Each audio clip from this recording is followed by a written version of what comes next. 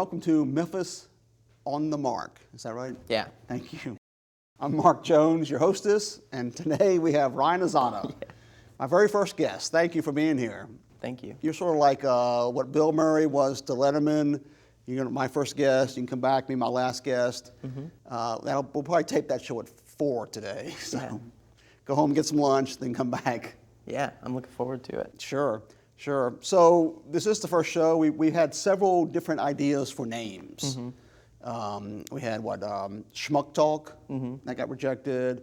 We had Straight Talk with Marge Thrasher, hosted by Mark Jones. That got, the legal department sort of nixed that. We had, what else? Hootenanny. Hootenanny Conversation? No, what was it? Hootenanny of Hootenanny of Conversation, yes. And we had Between Heaven and Hell. Yeah. That would I like that, but that got nixed by some of the creative team. Yeah. We could superimpose ourselves in front of fire and clouds. Fire and clouds. That would have been a nice look, but again, you know.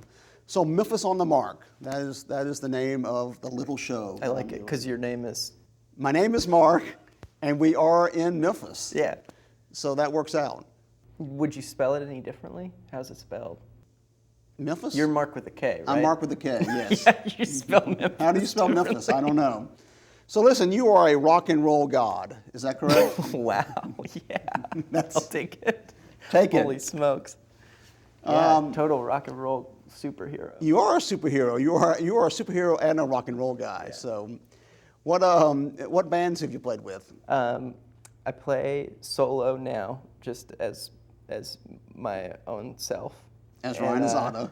And I played in a band for a year called Dads from Piscataway, New Jersey. Oh, okay. And so would you tour with this band? Yeah, I would fly out to practice for a week or two, and then we would, tour for 2 or 3 months at a time. Wow, how was that? It was like the most mind-numbing experience, Because you're with those people all the time. Yeah, there's always something going on, but you become totally desensitized to it because you're like tired and sick. Yeah, I think the idea of touring for it's also great, but yeah, sure, you wouldn't do it if it was just if it were hell. But when you have when you're on crutches and like your ear is like infected and you can't hear, it's so much fun. Well, you're still getting the chicks, right? Because rock and roll guys get the women. Okay, that's what I hear. I don't know. Not being a rock and roll guy. Yeah, that's what I hear too. Okay, well, you've got some shows coming up, don't you? Yeah, I'm playing September 26th with Christian Walker, who's also a local filmmaker, who is raising money for his short film Arrow of Light. He's a rock and roll guy too. Yeah, he plays in a great band, or played for many years in a great band called Pez. Oh, right. And they're like one of the best punk bands of all time in my eyes. They've been playing, what, 25 years about? Yeah, 25 years, and I actually filmed soon, one day will be released, concert DVD of their 20th anniversary show, and I was 18. Nice. And now you're all of 23. Yeah, so. Now I'm all of 23, and it's like I'm just piling up the years. Yes. Well, what other shows you got coming up? October 29th, I'm playing with Julian Baker at America Photo Studio on Cleveland. She's releasing her solo record, and she's just like a amazing talent. Now she's getting some buzz, didn't she? Have an interview?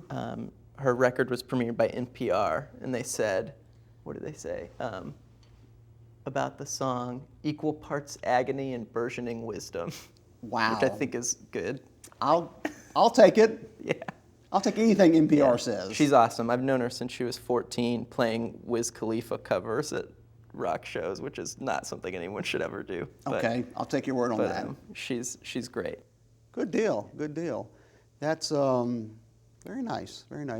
Well, we were talking earlier. You had while you were touring, you had an interesting time. You were at a huge concert, and the generator went out. Yeah, and we tried to keep the crowd like entertained by taking selfies with them and like inviting people on stage to talk about their tattoos and I'm sure that was fun. And wrestling. We are all like really into like Well, being from Memphis and all that. No, not it has nothing to do with it. But So you were wrestling. What, you were throwing each other around? What were you doing? yeah, well, I let somebody choke slam me into the drum riser. Oh, great. But yeah, we're like totally obsessed with it. In fact, I'm pretty sure if there are any, like the quintessential stories of like rock stars trashing hotel rooms or green rooms, we would trash places because we were wrestling with each other. Not because you were angry at the man. No, we or were just upset in the green room and we were like, "Yo, you think I can like give you a power bomb?"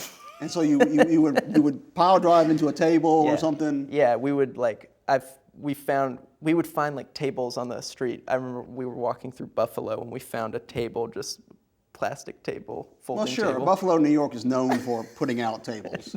And we just found it on the side of the road. It was somebody's trash, and we just decided, let's see if we can like choke slam me through it.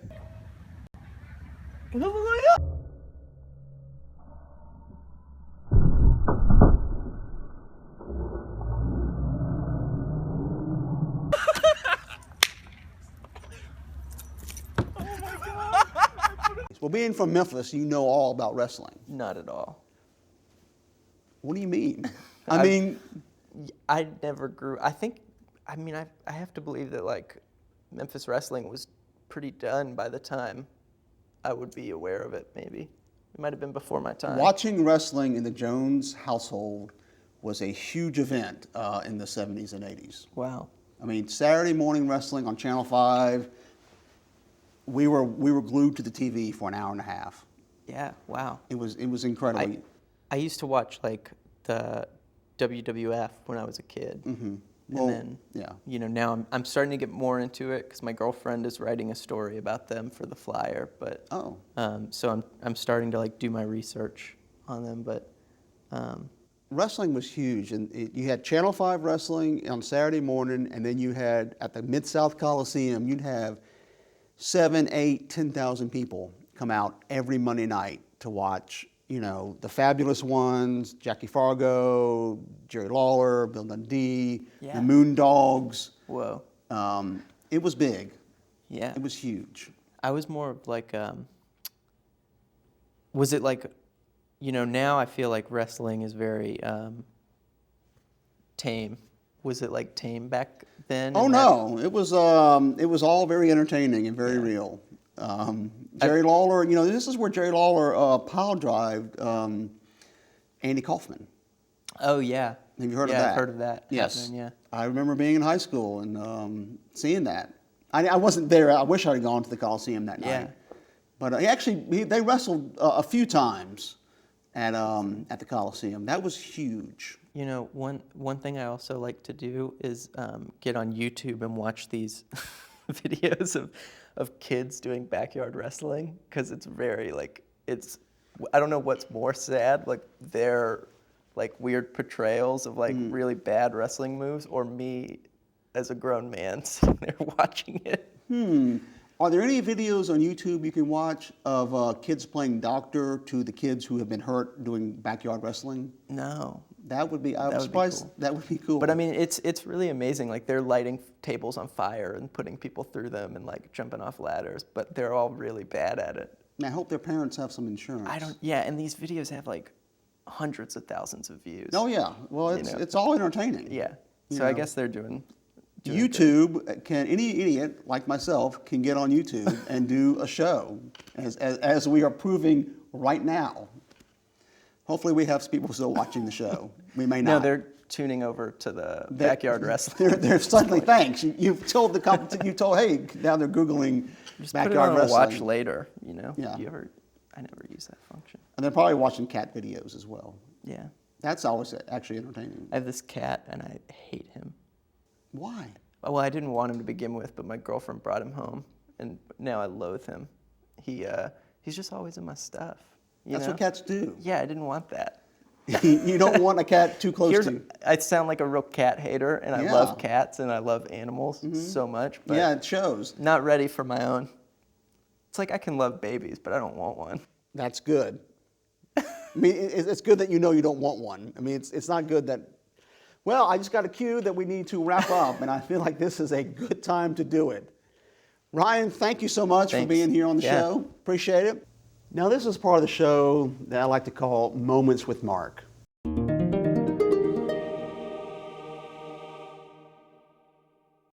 And today's topic is gay tourism. That's tourism for gay, lesbian, bisexuals, and transgender. Gay tourism is a billion-dollar business in America and around the world, and Memphis needs to get a slice of that gay pie. So there are several ways we can do this.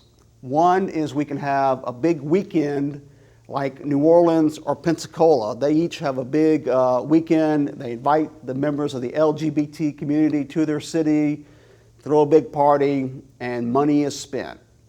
That's one way. A second way, and I think this way may be better, is we make Memphis the gay family tourism capital of the free world. And we invite gay families, lesbians, bisexual, transgender folks with their kids to Memphis and enjoy our beautiful city. We've got a great zoo. We've got Victorian Village. We've got one of our museums is called the Pink Palace. So how difficult could this be? We have the kitschiness of Graceland. We've got a lot to offer the gay families.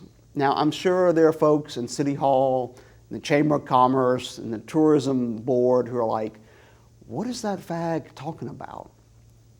Go look it up. Gay tourism is huge. Gay tourism is real. Let's get $100 million slice of that big gay pie coming into Memphis every year. All right, well, Ryan, thanks for being on the show, man. Thank you. I appreciate that. And listen, if you're still watching, thank you so much for making it to the end. And hope you come back next week. Goodbye.